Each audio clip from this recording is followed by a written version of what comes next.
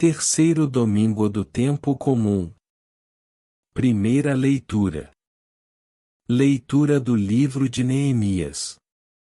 Naqueles dias, o sacerdote Esdras apresentou a lei diante da assembleia de homens, de mulheres e de todos os que eram capazes de compreender.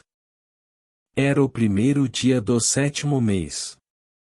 Assim, na praça que fica defronte da Porta das Águas, Esdras fez a leitura do livro, desde o amanhecer até ao meio-dia, na presença dos homens, das mulheres e de todos os que eram capazes de compreender.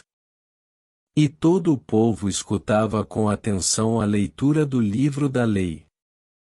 Esdras, o escriba, estava de pé sobre um estrado de madeira, erguido para esse fim.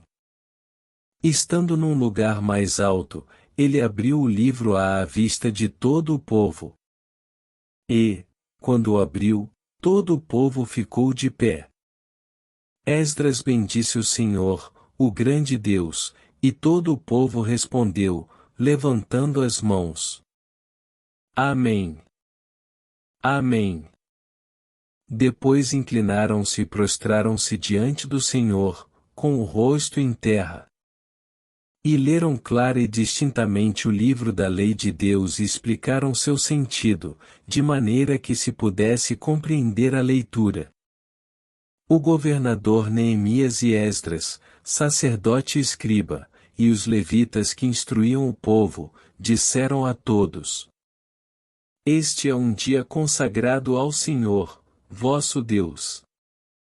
Não fiqueis tristes nem choreis, pois todo o povo chorava ao ouvir as palavras da lei. E Neemias disse-lhes: Ide para vossas casas e comei carnes gordas, tomai bebidas doces e reparti com aqueles que nada prepararam, pois este dia é santo para o nosso Senhor. Não fiqueis tristes, porque a alegria do Senhor será a vossa força. Palavra do Senhor. Graças a Deus. Salmo responsorial. Vossas palavras, Senhor, são espírito e vida. Vossas palavras, Senhor, são espírito e vida. A lei do Senhor Deus é perfeita, conforto para a alma.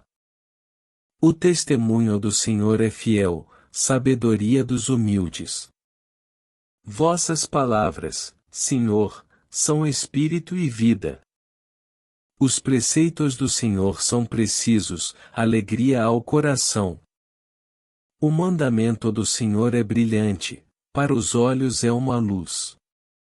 Vossas palavras, Senhor, são espírito e vida. É puro o temor do Senhor, imutável para sempre. Os julgamentos do Senhor são corretos e justos igualmente. Vossas palavras, Senhor, são espírito e vida. Que vos agrade o cantar dos meus lábios e a voz da minha alma, que ela chegue até vós, ó Senhor, meu rochedo e redentor. Vossas palavras, Senhor, são espírito e vida. Vossas palavras, Senhor, são espírito e vida. Segunda leitura. Leitura da primeira carta de São Paulo aos Coríntios. Irmãos, como o corpo é um, embora tenha muitos membros, e como todos os membros do corpo, embora sejam muitos, formam um só corpo, assim também acontece com Cristo. De fato, todos nós, judeus ou gregos, escravos ou livres, fomos batizados num único Espírito, para formarmos um único corpo, e todos nós bebemos de um único Espírito. Com efeito, o corpo não é feito de um membro apenas, mas de muitos membros. Se o pé disser: Eu não sou mão, portanto não pertenço ao corpo, nem por isso deixa de pertencer ao corpo. E se o ouvido disser: Eu não sou olho, portanto não pertenço ao corpo, nem por isso deixa de pertencer ao corpo. Se o corpo todo fosse olho, onde estaria o ouvido? Se o corpo todo fosse ouvido, onde estaria o olfato? De fato, Deus dispôs os membros e cada um deles no corpo, como quis. Se houvesse apenas um membro, onde estaria o corpo? Há muitos membros, e, no entanto, um só corpo. O olho não pode, pois, dizer à mão: não preciso de ti. Nem a cabeça pode dizer aos pés: não preciso de vós.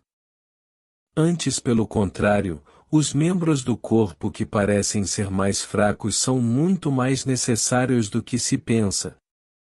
Também os membros que consideramos menos honrosos, a estes nós cercamos com mais honra, e os que temos por menos decentes, nós os tratamos com mais decência. Os que nós consideramos decentes não precisam de cuidado especial. Mas Deus, quando formou o corpo, deu maior atenção e cuidado ao que nele é tido como menos honroso, para que não haja divisão no corpo e, assim, os membros zelem igualmente uns pelos outros. Se um membro sofre, todos os membros sofrem com ele; se é honrado, todos os membros se regozijam com ele. Vós, todos juntos, sois o corpo de Cristo e, individualmente, sois membros desse corpo.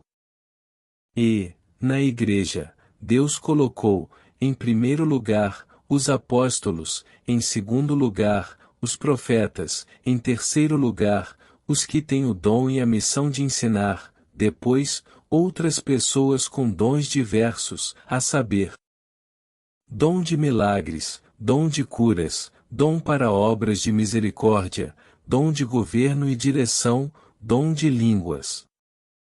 Acaso todos são apóstolos? Todos são profetas? Todos ensinam? Todos realizam milagres? Todos têm o dom das curas? Todos falam em línguas? Todos as interpretam? Palavra do Senhor. Graças a Deus. Evangelho. Aleluia, aleluia, aleluia. Foi o Senhor quem me mandou boas notícias anunciar, ao pobre, a quem está no cativeiro, libertação eu vou proclamar. Proclamação do Evangelho de Jesus Cristo segundo Lucas. Glória a vós, Senhor. Muitas pessoas já tentaram escrever a história dos acontecimentos que se realizaram entre nós, como nos foram transmitidos por aqueles que, desde o princípio, foram testemunhas oculares e ministros da palavra. Assim sendo, após fazer um estudo cuidadoso de tudo o que aconteceu desde o princípio, também eu decidi escrever de modo ordenado para ti, excelentíssimo Teófilo. Deste modo, poderás verificar a solidez dos ensinamentos que recebeste. Naquele tempo, Jesus voltou para a Galiléia, com a força do Espírito, e sua fama espalhou-se por toda a redondeza. Ele ensinava nas suas sinagogas e todos o elogiavam. E veio à cidade de Nazaré, onde se tinha criado.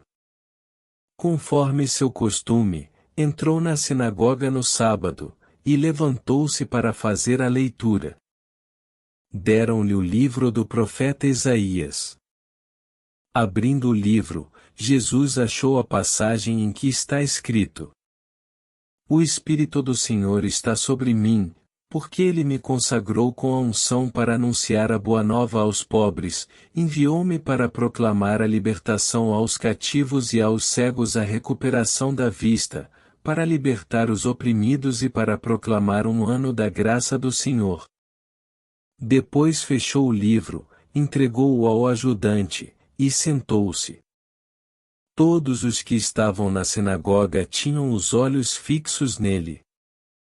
Então começou a dizer-lhes: Hoje se cumpriu esta passagem da Escritura que acabastes de ouvir. Palavra da salvação. Glória a vós, Senhor.